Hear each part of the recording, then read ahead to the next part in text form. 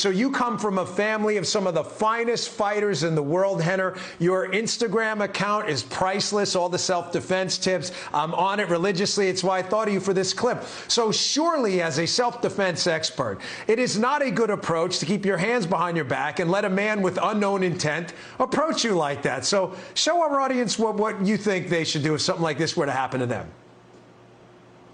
Thank you, Dan. It'll be my pleasure. I'm here with my brother Hidon, and everyone saw the slap, but there might have been like 3 or 4 of your audience members who didn't. So for those, we'll do a quick reenactment of what went down. Chris is on stage, his hands are behind his back, he's telling funny jokes, and Will gets up out of his chair.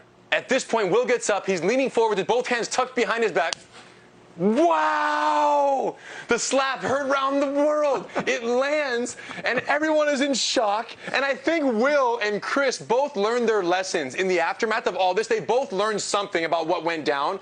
We'll save that for a different day. The question is, what can the rest of the world learn about personal safety from this incident? We've analyzed it closely, and we want to share some very priceless tips, we think, for your audience. Starting with this idea, whoever manages the distance manages the damage that can be done in a fight. Rule number 1 in Gracie's Jiu-Jitsu. So this idea means that in an altercation, we want to be all the way out or all the way in. There's only 2 safe distances. All the way out means 2 arm lengths away where Hidon can't punch or kick me. We're safely out of his reach, right? Or we want to be all the way in what we call the clinch, because from here I can take him to the ground, I can disengage, and if at the very least he starts throwing strike at me right here, punches or slaps, let's say in this situation, his strikes are going to have minimal effect because he's so close that they're arm strikes. And on a scale from 1 to 10, the punch power scale, these are 1s and 2s, nothing to be worried about. What can never happen is this distance right here, Dan, the 1 arm length distance we call the red zone.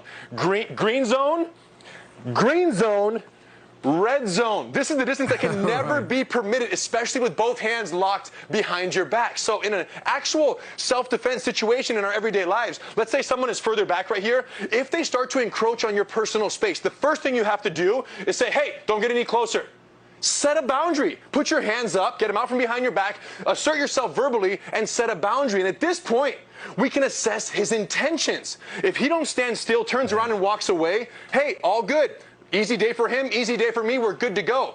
But if we don't set a boundary, we're never going to know his or her intention. So at this point, if he takes one more step, I have to make a choice. Do I keep backing up to maintain my safe distance of 2 arm lengths? Or, as he steps forward, do I lunge in and close the distance from where I can maybe take him to the ground, end up in a ground control situation, and as he pushes up right here, you guys, if you don't know Jiu-Jitsu, when you end up on the ground, you're going to sit here and throw a barrage of punches, right? And let's imagine that we break our hand, we break their face. Everybody loses because now the person who was getting attacked becomes the attacker. So instead, as he pushes up on my chest, check it out, we spin and we control the person's arm with our legs and our hips and our wrist controls right here.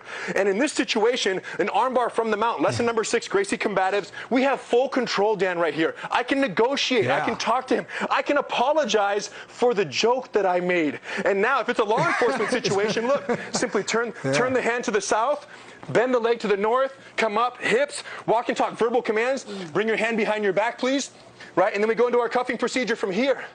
Dan, what we love most about these concepts, distance management, energy efficiency, the techniques of Jiu-Jitsu, is that it allows us to fight violence with non-violence. When you preempt the attack with effective distance and effective boundary setting, you can assess someone's intentions. And if push comes to shove, take him to the ground, control the situation. But uniquely to Jiu-Jitsu is the ability to do all of that without hurting the other person, right? This idea of fighting fire with water. And for this reason, as you know very well from the Secret Service days, this is why Gracie survival tactics is now pretty much ubiquitous throughout American law enforcement and is being taught to agencies all over the country because it's at a time where they need it more than anyone else in terms of dealing with the public in non-violent ways. So whether you're a civilian or a law enforcement officer, the best outcome is no fight. But if a fight has to happen, let's find ways to do that that mitigates injuries to both the attacker in this situation and the potential victim.